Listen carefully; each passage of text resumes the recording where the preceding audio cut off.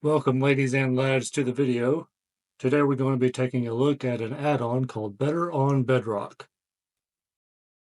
As you can see, there is a custom title screen which has changed to the new orange birch biome. As you can see, the birch trees are now a beautiful orange fall color. Not exactly a custom biome, but a great addition in my opinion. This add-on adds custom items, ores, and tools, custom mobs, structures, and bosses. Some bosses are in the overworld, some are in the Nether, and the end, oh, it's really been overhauled with custom biomes, custom ores, structures, and a plethora of different Enderman types, as well as other custom mobs. My suggestion would be to get the best armor you can before taking on the End Islands. When you first join a newly created world with Better on Bedrock and get yourself some cobblestone, you'll see that you aren't able to make stone tools straight away. This is a feature, not a bug. You'll need to cook that cobblestone and get yourself some stone and use that to craft your stone tools. The same goes for iron tools. There are extra steps added to getting your starter tools, which I think makes progressing through the early game more interesting. For iron, you'll need a copper pickaxe so that you can mine the iron. You can smelt the iron as usual, but then you'll need to find some aluminum and smelt 7 pieces into ingots to make a forger. Then you can craft yourself an iron toolhead. Finally, you can craft bound rods from a stick and flint and get yourself an iron pickaxe so that you can go find some of those precious diamonds. Once you take your first step in a newly created world, you'll be given 2 scrolls. One is the info scroll, which has 4 sections with information about the add-on. Contributions gives credit to everyone who has worked on Better on Bedrock, and I'll leave that on screen for you to look through.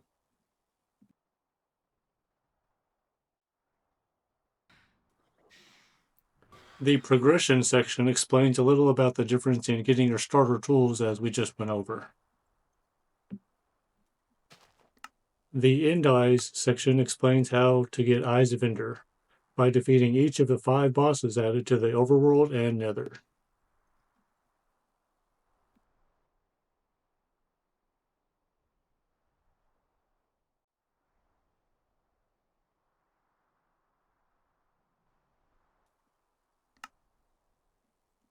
The last section of the info scroll explains how magic staffs work.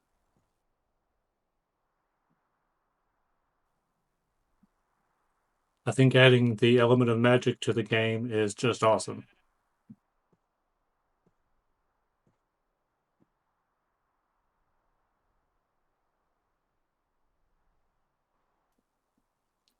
The second scroll you're given is a quest scroll, which has achievements and rewards as you progress through the game.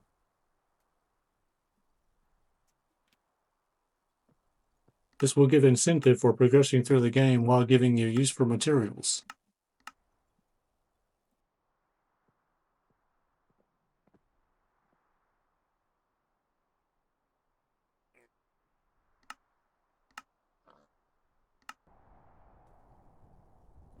There are 2 other scrolls you can find by exploring the world.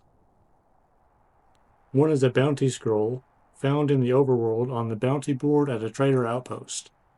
I found this trader outpost hidden within this mountain, and I dug it out to show you. The other is an end scroll. I don't have any footage of where to find this scroll, so you can have fun while exploring the end to find it.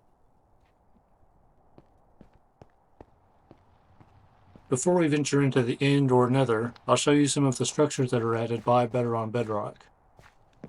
Here's the trader outpost I mentioned, where you'll find the bounty scroll. I think this scroll gives the game a bit of an RPG element and is really nice. Each structure added by Better on Bedrock will have its own loot, and as you can see at the trader outpost, you'll find plenty of uncommon loot bags which have some pretty good items in each.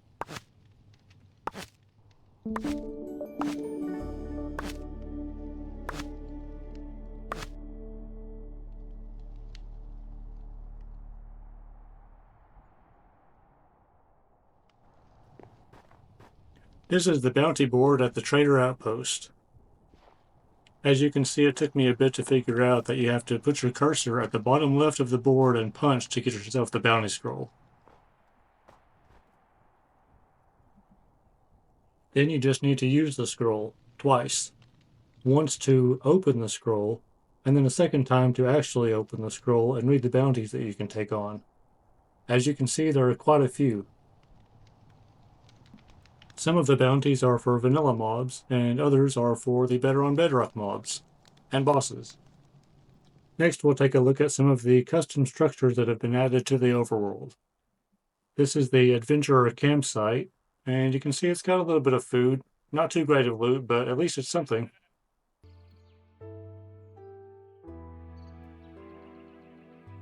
I'm not really sure what to call this one since it doesn't appear on mcpedl.com.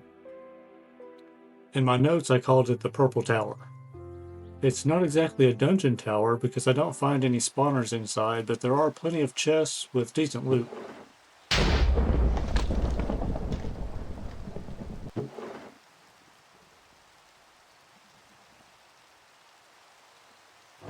There are a few other secrets in this tower, but I'm not going to spoil everything for you. I'll let you explore and find those for yourself.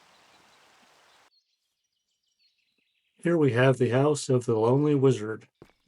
You can trade with him and loot his chest for magic runes and such.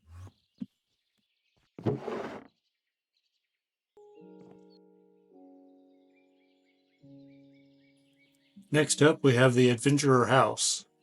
This would be a great find early game because it has a nether portal and a small addition next to the house.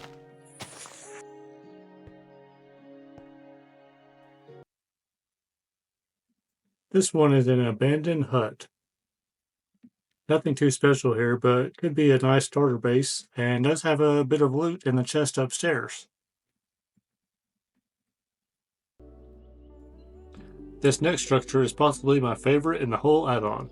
It's called Rivers Base since it belongs to the musician Jay Rivers, who made some songs that are added in custom music discs. It's also usually found near a river as far as I've seen while exploring different worlds. I used this base as my own when playing the add-on myself. And here you can see the custom music disc looks different than regular music discs, and I'll let you find the Rivers Base on your own and listen to the disc yourself to see what it sounds like. Next, we'll move on to the hostile mob structures. Here we have a dungeon tower. It reminds me of towers I've seen in RL Craft. Plenty of spawners and chests to loot. I call this structure a fountain dungeon. It looks like a custom fountain from the outside, but once you dive into the water, you'll find 4 hallways blocked by iron bars. Each pathway will lead to a monster spawner and chests. Next we have a pillager camp. I assume this is where the pillagers make camp for the night when searching for villages to raid. Here is a Vindicator hideout. Since it's an actual building, I assume this is where they hide and keep their treasures. Moving on, we'll take a look at what the boss mob structures look like. As the info scroll said, you'll need to defeat each boss in order to obtain Eyes of Ender. The first boss I'll show is the Enchantagus.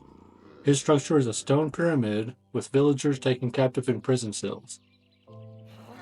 The next boss structure is the Villager. His is also made of stone bricks, but unlike the Enchantagus, the Villager only spawns once you try to open the chest in the center of the platform. As you can see from my attempt at fighting him, his blows do quite a bit of damage even while wearing good armor. I'm using a Stardust sword and it's still a difficult fight. The last boss in the overworld is the Flender. This one is basically the Ender Dragon in the overworld. Before we go into the Nether, I want to show you this little guy with a huge backpack. He's a goblin trader, and he can be found roaming the overworld. He also has a house, but I found this one just chilling on the ice. Taking a look at his trades, you can get netherite before even going into the Nether. Maybe a bit OP, but since it takes quite a few diamonds and gold, I think it turns out pretty balanced. Moving on to the Nether, the first boss I'll show you is the Withered Samurai. There are a lot of other structures added to the Nether that I decided not to show you so that you can have fun finding them yourselves.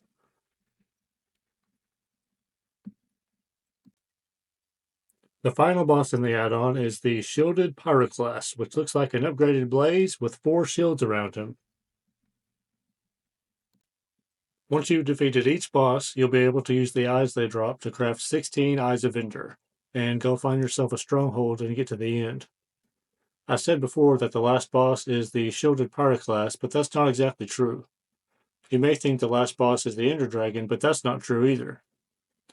The dragon might be the last boss in vanilla depending on how you choose to play, but there's one last boss you can summon. Poggy themselves. I'm not going to show you anything on screen about what this boss looks like or how to summon them. I want you to see that for yourself when playing the game. As I wrap up the video, I'll show you some of the custom biomes that have been added. Looking at the webpage for the add-on on mcpedl.com, there are a lot of different Enderman types. Unfortunately, I wasn't able to find any on the End Islands. Still though, there is plenty to explore. Don't forget about the End Scroll. Building a base in the end in one of the custom forests seems awesome. If you want to see me play the add-on, leave a comment and let me know. I've really enjoyed making this video and I hope you've enjoyed watching it. Keep an eye out for more videos showcasing add-ons, and if you have any in mind that you want me to make a video of, let me know. That's all for now. See you in the next one.